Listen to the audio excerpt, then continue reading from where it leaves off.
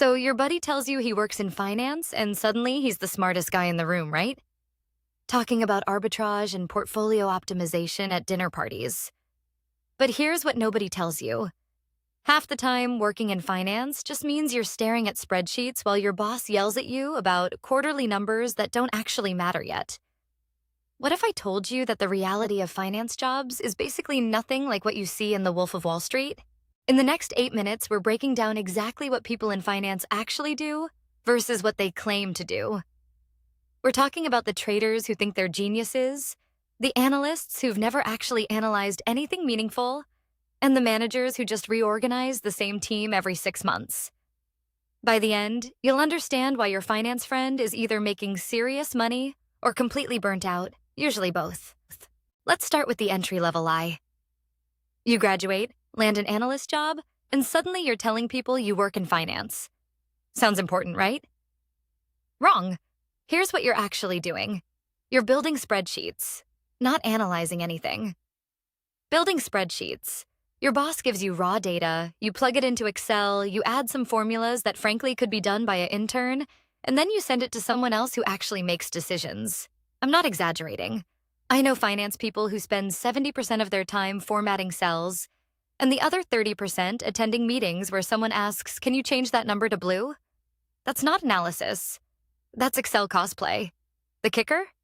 They tell their friends they're analyzing market trends when really they're copying numbers from one place to another. It's like calling yourself a chef because you microwaved a frozen dinner.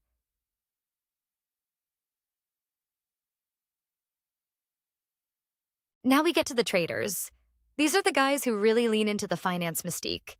They're on Bloomberg terminals, they're watching the market close, they're talking about beating the market like it's some kind of achievement. Here's the uncomfortable truth. Most traders are just gambling with someone else's money. And when they win, suddenly they're geniuses.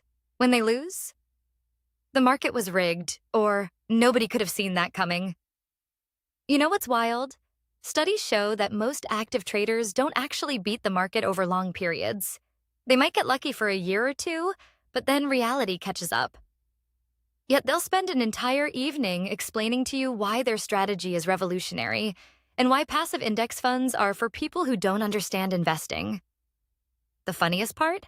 A lot of them don't even pick their own stocks anymore. Algorithms do. But they still show up to work at 6 a.m. to watch numbers move on a screen and take credit for what a computer did. Then you've got the middle managers. These are people who've been in finance for 10 to 15 years, and somehow their job has become completely untethered from reality. Their actual responsibility? Sit in meetings, reorganize the team, create PowerPoints about synergy and optimization, then reorganize the same team 6 months later because the first reorganization didn't work. I've watched finance companies do the same restructuring 3 times in 5 years. Same people, different reporting lines, same problems. But somehow the middle manager looks busy and important because they're restructuring for agility or whatever corporate buzzword they're using this quarter. What kills me is they make decent money doing this, like genuinely good salaries. Meanwhile, the actual people doing work, the analysts building the spreadsheets, the traders executing orders, they're stressed out of their minds. Here's what finance people don't advertise. The hours are absolutely brutal. And I'm not talking about working 9 to 5. I'm talking about 6 a.m. to 10 p.m. being a normal day, especially in investment banking. You're basically working weekends. Your phone buzzes at midnight with urgent requests. You miss family dinners. You develop stress-related health problems. Also, you can eventually make partner at a firm where you'll just make other people work those same insane hours. The thing nobody tells you is that these hours aren't actually necessary. It's just a hazing ritual. This is how we've always done it. So new people accept it because they think it proves they're serious. And senior people enforce it because they suffered. So everyone should suffer. You know what's ironic? A lot of finance work could be done in 4 hours if people actually focused.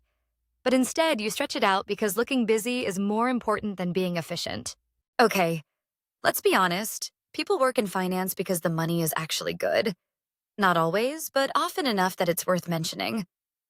A junior analyst might make $80K to $100K. A trader at a decent firm? $200K to $500K. A managing director? We're talking millions. So yeah, The financial incentive is real. But here's what they don't tell you when you're in business school dreaming about this: that money comes with a price. You're trading your 20s and 30s for it. You're missing relationships. You're developing anxiety. You're making decisions based on bonuses, not on what's actually right or smart. And the worst part? Once you start making that money, you can't leave. Your lifestyle expands to match your income. You buy an expensive apartment, you get used to nice things, and suddenly you're trapped, working a job you hate because you've committed yourself to a lifestyle that requires it. It's golden handcuffs. Really well-paid golden handcuffs, but handcuffs nonetheless. Yeah. So if we're being real, what is finance? It's risk management wearing a fancy suit. It's moving money around and hoping you move it to the right place before everyone else does. It's math and psychology and luck, mixed together in a way that makes some people rich and burns out most people. The smartest people in finance aren't the ones bragging about it at parties. They're the ones who understand that it's a system, and you play the system for a certain amount of time, then you get out and do something that actually matters. Some finance people end up starting companies, some become investors. Some just disappear and start teaching or doing nonprofit work. Those are the ones who figured out that working in finance was a means to an end, not a personality trait. Look, if you're thinking about getting into finance, go in with your eyes open. It's a legitimate career path with real money and real stress. Just don't buy into the mystique. And if you're already in finance and you're miserable, remember, you don't have to stay forever. Hit that subscribe button if this landed. And drop a comment if you work in finance and want to tell your own story, because I guarantee it's way weirder than what you tell people at dinner parties.